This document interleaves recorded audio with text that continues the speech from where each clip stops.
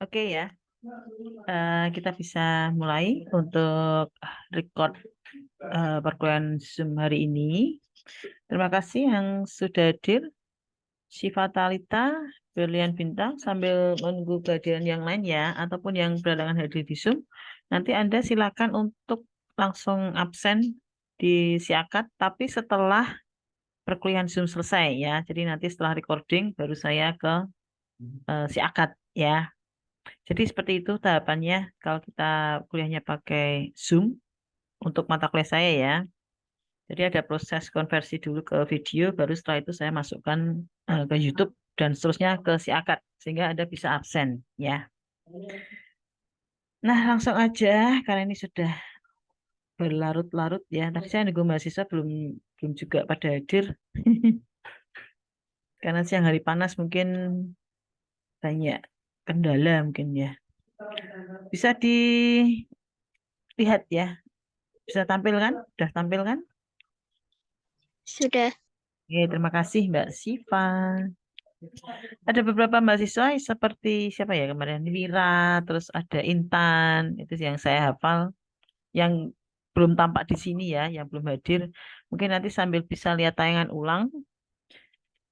Jadi untuk berikutnya, untuk perkuliahan hari ini melanjutkan dari materi yang kemarin terkait dengan teknologi gambar digital. Nah, kita hari ini kita akan sharing bagaimana cara pembentukan gambar digital itu. Bisa melalui kamera, bisa melalui scan, ya, scanner di scan gitu. Kemudian bisa melalui apa ini macam-macam ya. Ini kok kepencet.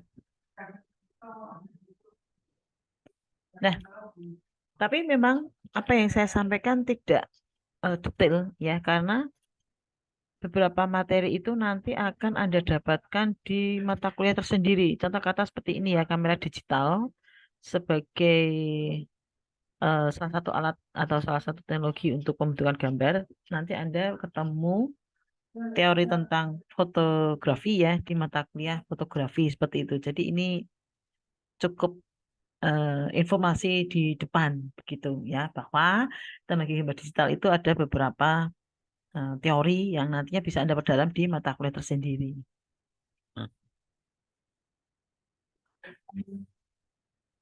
Nah, proses apa ini teknologi gambar digital ya, sebelum sebelum kita sampai dengan bisa mendapatkan gambar ya dan kita nikmati itu melalui beberapa proses antara lain ya. Ini saya screenshot aja nih.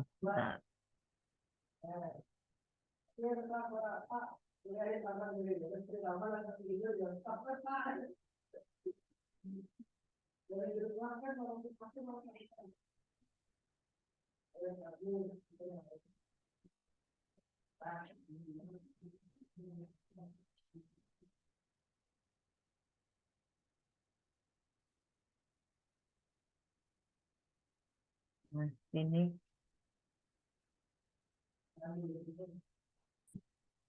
ada processing ya, di mana di situ nanti akan melalui beberapa tahapan kan. Image acquisition equipment. Jadi ada beberapa piranti ya, perlengkapan yang kita pakai atau kita butuhkan terkait dengan video, scanner, kamera ya. Kemudian ada beberapa display unit ya untuk menampilkan kamera itu, TV monitor, printer, slide projector ya. Kemudian untuk tempat penyimpanan ada optical disc, tape, video tape, mag disc ya. Nah, baru itu nanti kita bisa hanya mendapatkan gambar yang dengan teknologi itu ya, kita bisa dengan nyaman memperoleh kalau misalkan sedang apa ini penelitian misalkan ya, kita bisa menyimpan data-data di lapangan ya. Jadi kalau dulu itu kalau di lapangan itu agak susah mendapatkan gambar karena keterbatasan dari tempat penyimpanan ya. Katakan dulu itu kan masih pakai manual ya kameranya.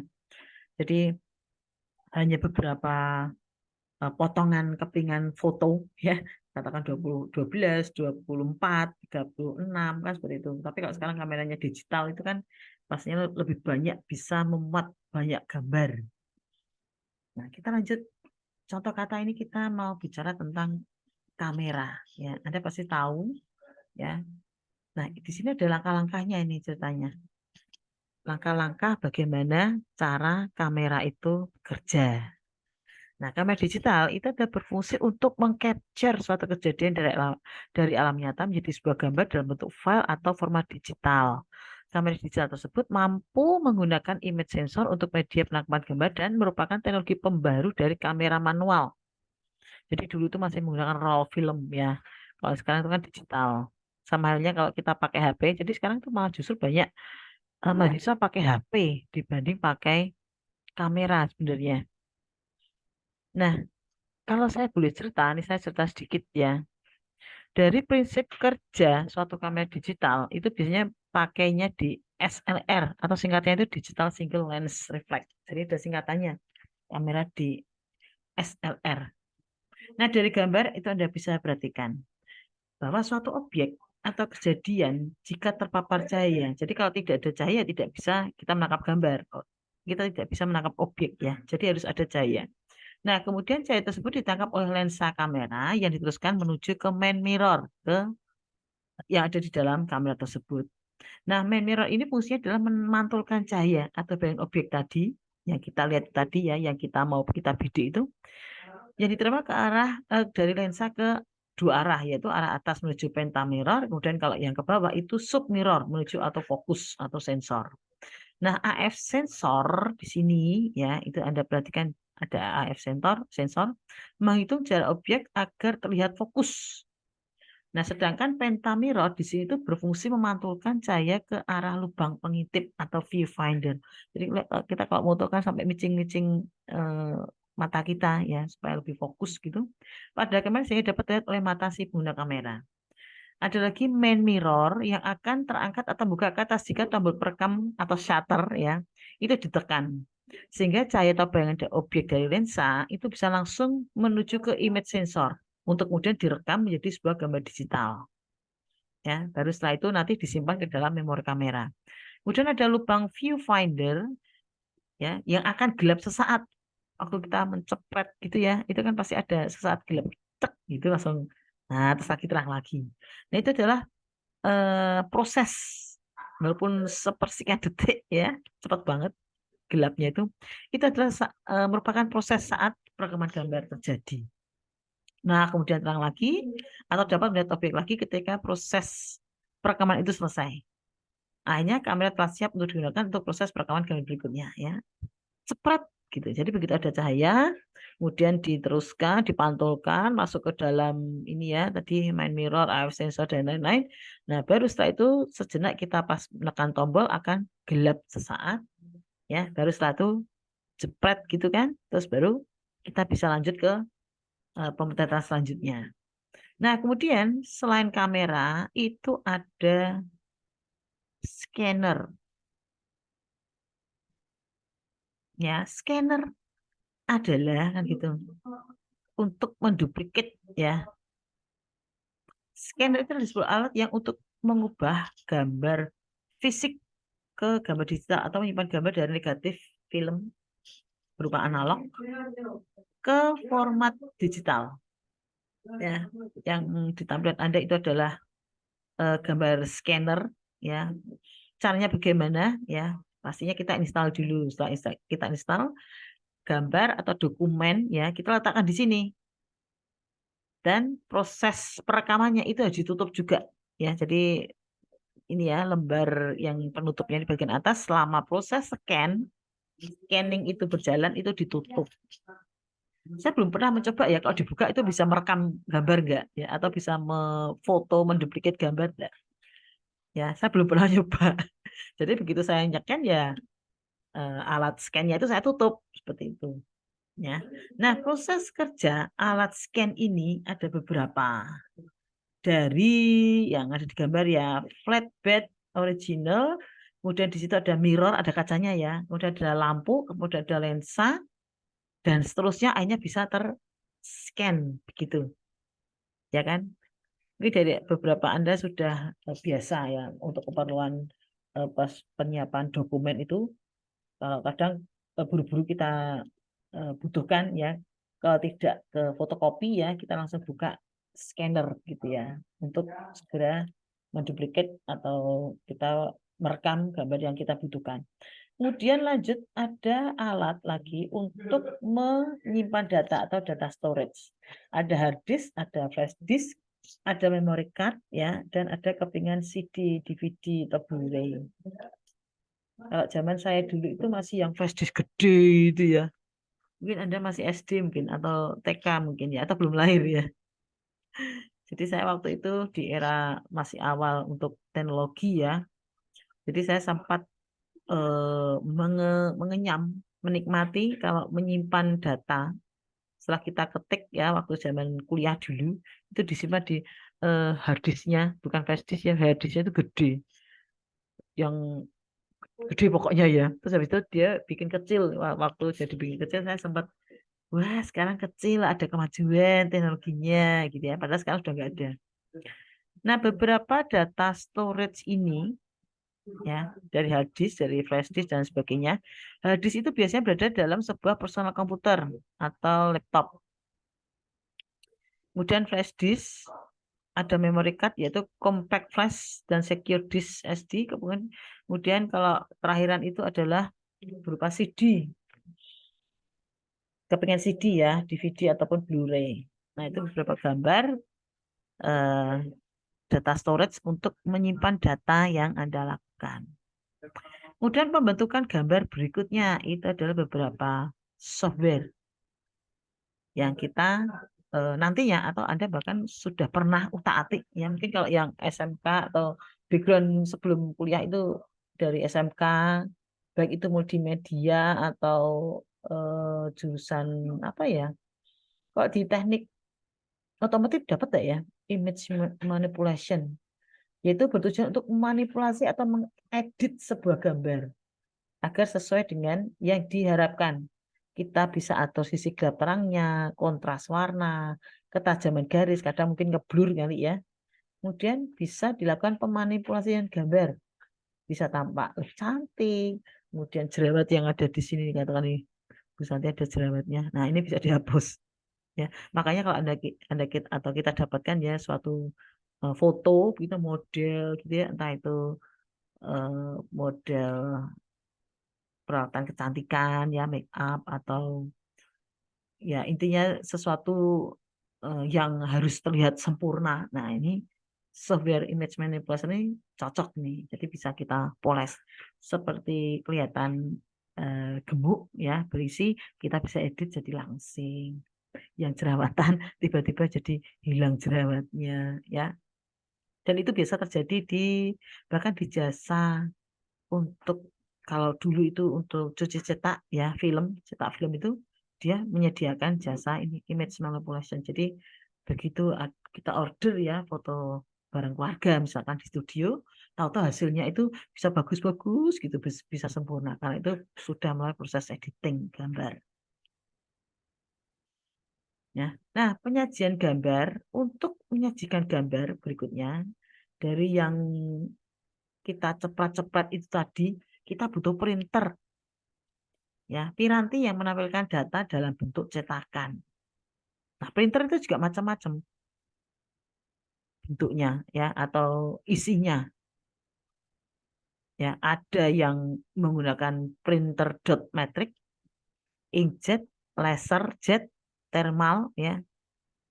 Kalau Anda pernah ke kasir begitu, printer kita waktu bayar ya habis belanja, katakan kayak di minimarket gitu, dia pasti memberi kita semacam kertas slip pembayaran ya. Ini bukti pembayarannya kan gitu. Nah, itu kadang menggunakan kertas ya, berupa kertas.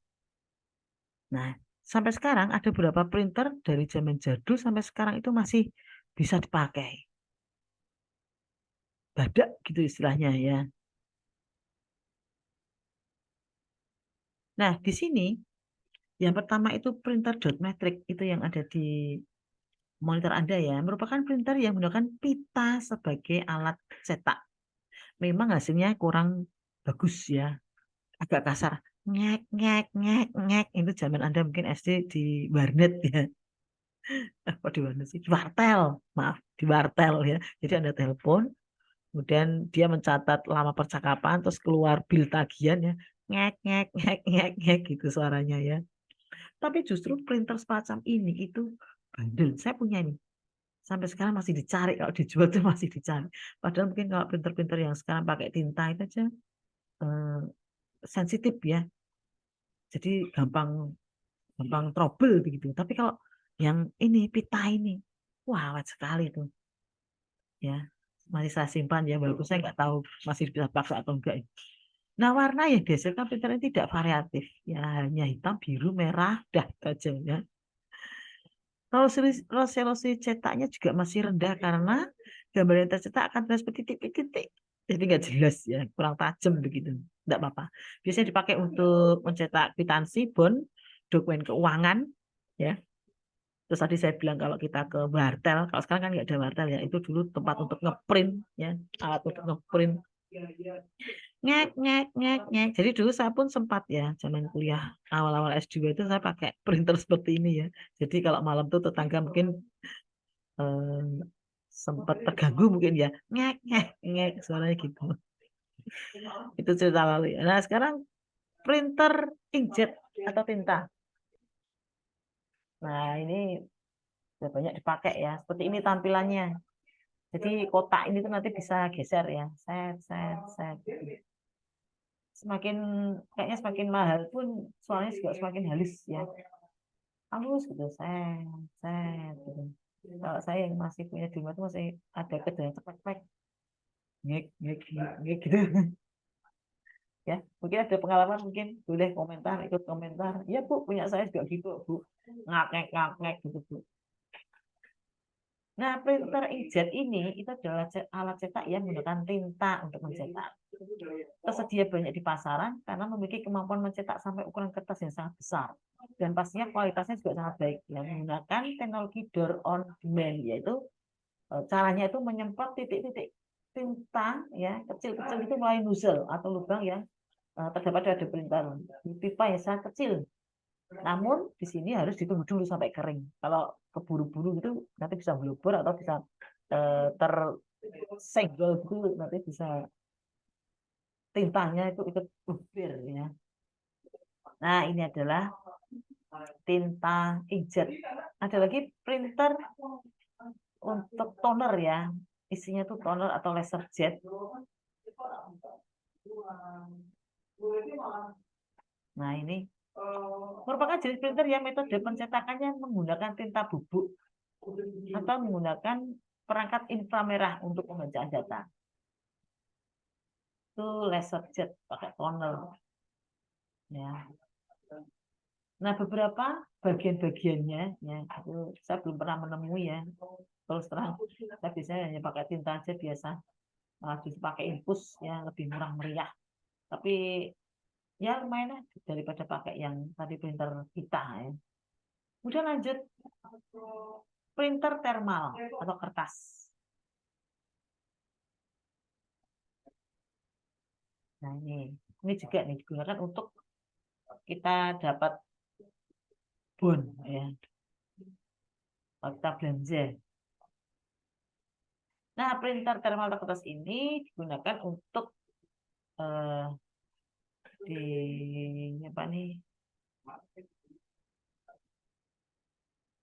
menggunakan teknologi pemanas untuk mengaktifkan tinta. Printer thermal terbilang lebih efisien ekonomis dengan printer dot matrix, itu lebih irit lagi ya kalau kita jumpai di toko-toko kelontong gitu ya.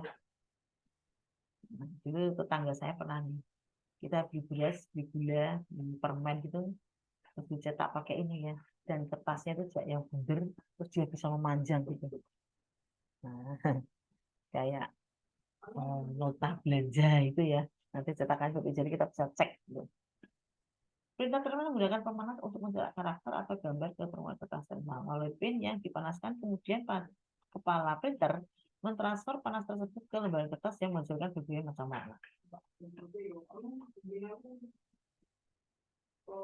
Ya. Nah, kemudian untuk ini penyajian gambar ya. Tadi kita bicara tentang printer ya barusan. Nah, sekarang kita ke monitor. Monitor macam-macam. Ada monitor tabung, ada monitor layar datar. Ya. Nah, saya klik dulu ya. Nah, ini monitor. Merupakan perangkat keras yang digunakan sebagai alat output lari.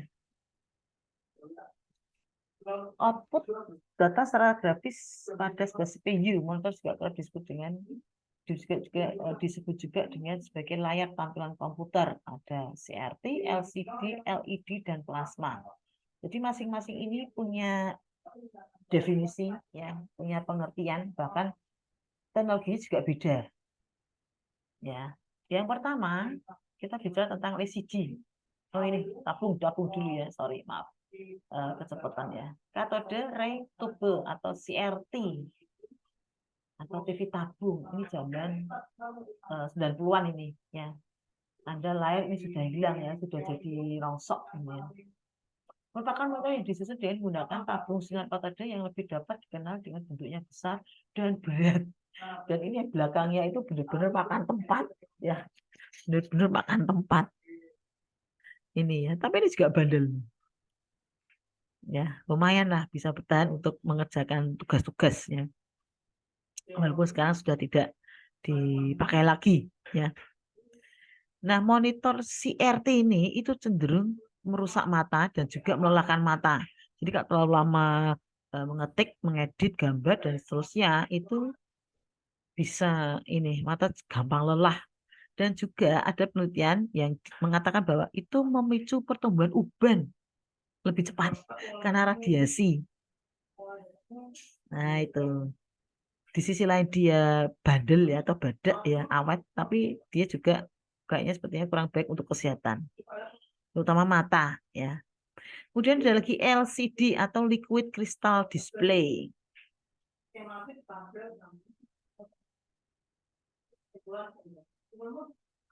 Nah, ini ya, LCD atau liquid crystal display adalah monitor yang disusun dengan menggunakan cairan kristal, bentuknya ramping dan memberikan efek pada display yaitu lebih banyak warna dibanding dari monitor yang sebelumnya. Jadi makin ke sini memang makin modern. Ya, berbahagia Anda ya yang lahir dan dibesarkan di era yang sudah modern. Nah, LCD ini disusun dengan menggunakan cairan kristal. Ya, cara kerja monitor LCD antara kristal cair itu tadi ya, di dalamnya disusun sebagai sandwich antara potongan kaca terpolarisasi. Di situ ada lampu neon ya di belakang panel yang memancarkan cahaya yang melewati substrat pertama. Kemudian ada muatan listrik yang membuat sel-sel kristal menyelaraskan nada yang berbeda, kemudian yang memungkinkan cahaya untuk lulus melalui substrat kedua. Nah, hasilnya adalah warna yang ditampilkan pada layar, jadi tidak pada tabung katoda dan tidak ada lagi radiasi. Jadi lumayan radiasinya tidak terlalu banyak seperti tadi ya, monitor tabung. Nah, sekarang LED. LED ya.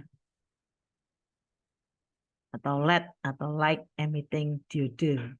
Memiliki teknologi yang hampir sama dengan LCD ya, tapi itu merupakan pengembangan dari LCD. Kalau ini LED ya, tadi LCD. Sebelumnya lagi CRT ya. Nah, LED ini ya. Ini ya. Oh, ini plasma, maaf. Nah, LED ini digunakan sebagai sumber cahaya, ada lampu di situ ya, dan sebelumnya monitor LCD menggunakan cold cathode fluorescence lamp yang sebagai sumber cahaya dari belakang. Beberapa tipe LED memiliki fungsi dan fitur yang lengkap dibanding LCD. Seperti kalau di LED itu ya, dia memiliki digital touchscreen. Nah, ya. Dan dia juga mampu menghemat konsumsi listrik antara 40-70% dibanding dengan yang LCD. Jadi kalau Anda ingin mengirit, ya bisa Anda beli LED untuk keseharian, untuk nonton TV di keseharian. Nah, kemudian TV plasma. Nih, TV plasma. Nah, monitor plasma ini merupakan jenis monitor yang menggabungkan teknologi CRT dan LCD. Jadi teknologi dari CRT tadi yang saya sampaikan di depan digabung dengan LCD sebelum LED tadi. Ya. Nah, plasma adalah sebuah layar datar emisif di mana cahaya dihasilkan oleh fosfor yang tereksitasi oleh sebuah pelepasan muatan plasma antara dua layar datar. Gas yang dilepaskan tidak melepaskan merkuri. Nah, di sini monitor panel display plasma itu menggunakan warna yang penuh panel datar fosfor untuk melakukan gambar-gambar sehingga kombinasi warnanya, reproduksi warnanya itu sangat baik dan terlihat hidup ya, interaktif. Nah, itu di samping itu adalah beberapa bagan-bagan ya. Saya tidak detail ya, kita skip aja. Ini seperti itu ya, ada detailnya. Kemudian perbedaannya sekarang, bedanya LCD dengan LED. Kadang kita salah sebut ya, oh TV saya LCD, oh TV saya LED begitu, padahal itu beda.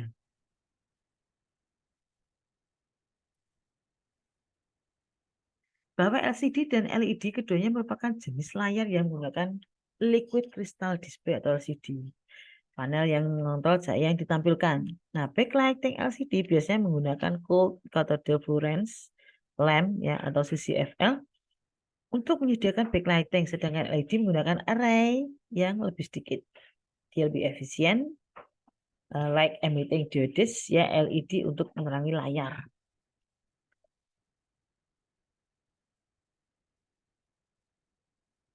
Nah, ini lebih jelasnya nih. Kurang 2 slide lagi ya. Ini lebih jelasnya perbedaan antara plasma TV dengan LED TV. Bisa Anda lihat ya, Anda berikan di depan plasma TV dan LED TV dari segi kualitas sangat bagus plasma TV ya. Tapi kalau LED itu ya cukup bagus gitu. Tidak ada motion blur. Kalau di LED TV ada motion blur.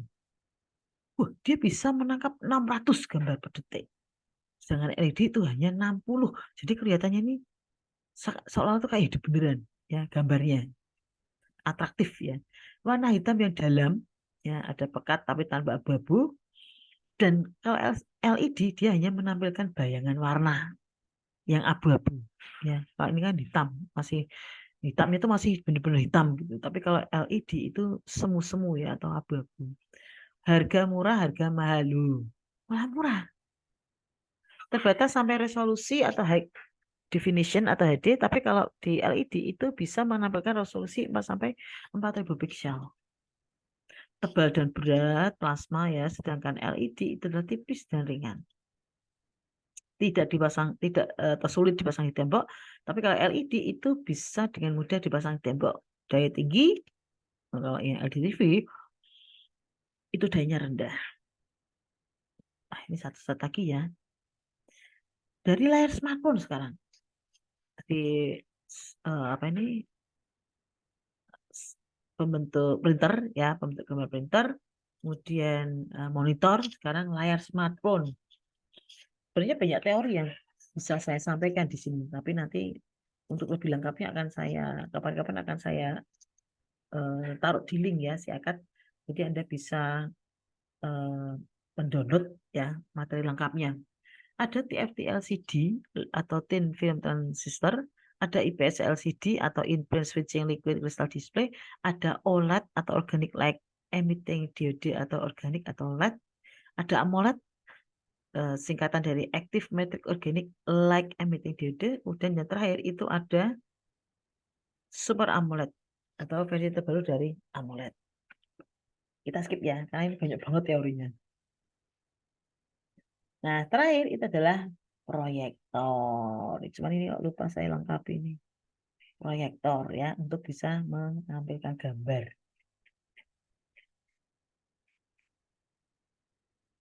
Ada proyektor LCD dan ada proyektor CRT Kemudian ada proyektor DLP, dan ada lagi proyektor liquid crystal on silicon.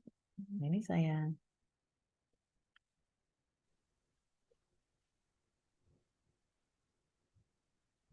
proyek LCD. Kemudian saya ketik aja di sini ya. Ini ada gambarnya nih sebenarnya menarik nih. Nomor 3 itu proyektor digital light processing atau DLP ya. Ini ternyata saya kurang untuk menulisnya ya. Kemudian keempat itu ada proyektor liquid crystal on silicon atau LCOS.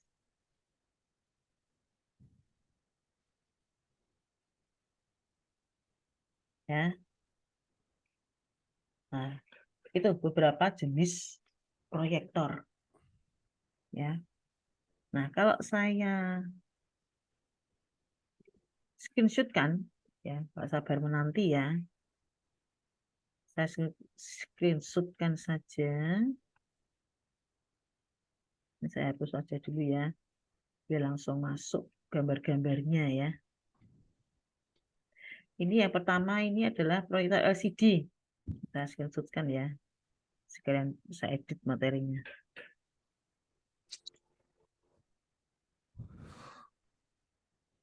Nah, ini proyektor LCD. Seperti ini gambarnya. Ya. Kemudian yang kedua lagi tadi CRT ya. Proyektor CRT saya screenshotkan aja. Agak kecil ini berwarna-warni di gambarnya ya. Jadi suatu-suatu Anda menemukan proyektor-proyektor di sini seperti ini ya, seperti di gambar Anda bisa tahu namanya. Oh, ini proyektor LCD gitu ya. Mana ini proyektor LCD-nya? Kita mau presentasi misalkan. Tapi ini sudah jarang dipakai ya.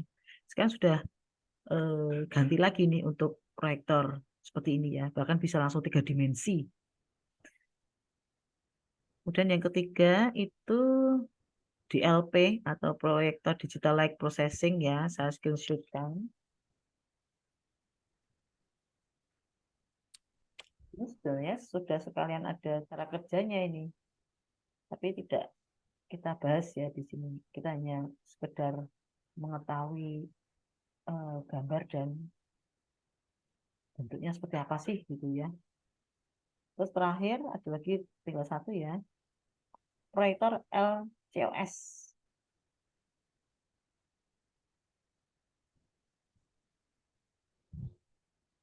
Nah, selesai. Lupa ini ya, saya lupa menambahkan gambarnya. Nah, seperti ini.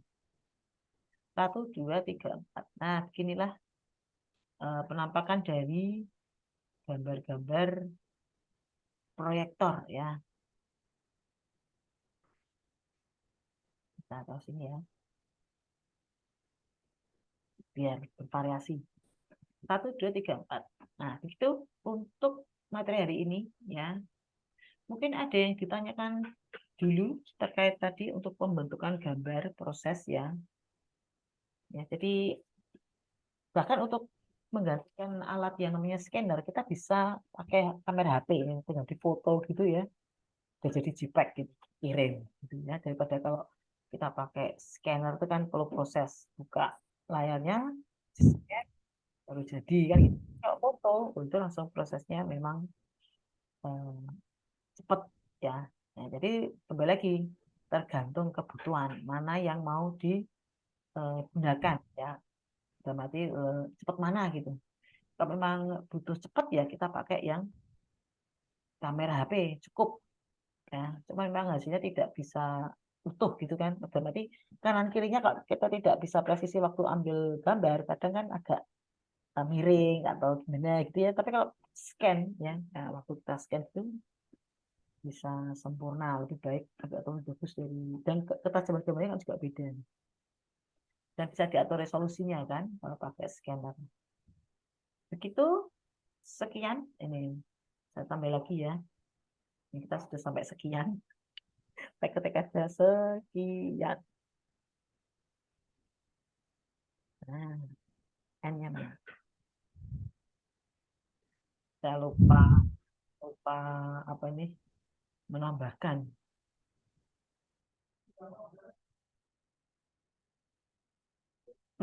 Saya hapus. Gimana sih?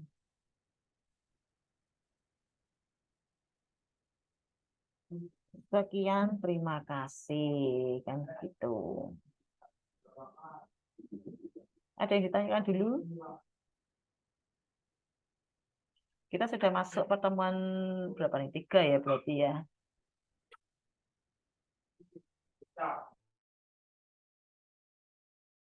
Ini tiba-tiba terputus ya. Tiba-tiba saya terlempar keluar ini. Oke, begitu. Nanti jadi setelah ini ya akan saya konversikan dulu untuk rekaman Zoom-nya. Mohon di sebentar ya. Dan nanti untuk bisa ditunggu mungkin sekitar 15 menit ya supaya saya bisa upload ke si akad dan Anda bisa melakukan presensi di situ ya. Nanti untuk materi juga saya share juga Google Drive-nya di si akad linknya ya. Jika tidak ada pertanyaan ya, terima kasih yang sudah hadir. Ada Prabowo, Syifa Talita, ada Laila Fitri, dan Berlian Bintang. Untuk mahasiswa yang bilangan hadir untuk siang hari ini ya di Zoom, Anda bisa nanti muter atau tayangkan lagi untuk perkuliahan hari ini ya terkait dengan pembentukan gambar dan jangan lupa lagi untuk absen ya. Saya tidak pernah bosan mengingatkan jangan lupa absen karena absen itu nanti sebagai bukti bahwa Anda hadir pada perkuliahan di hari itu ya. Ditunggu sampai jam 23.59. Itu kalau tidak ada pertanyaan, kita akhiri perkuliahan hari ini. Terima kasih. Mohon maaf jika ada salah kata. Oke, kita ketemu lagi minggu depan. See you. Dah.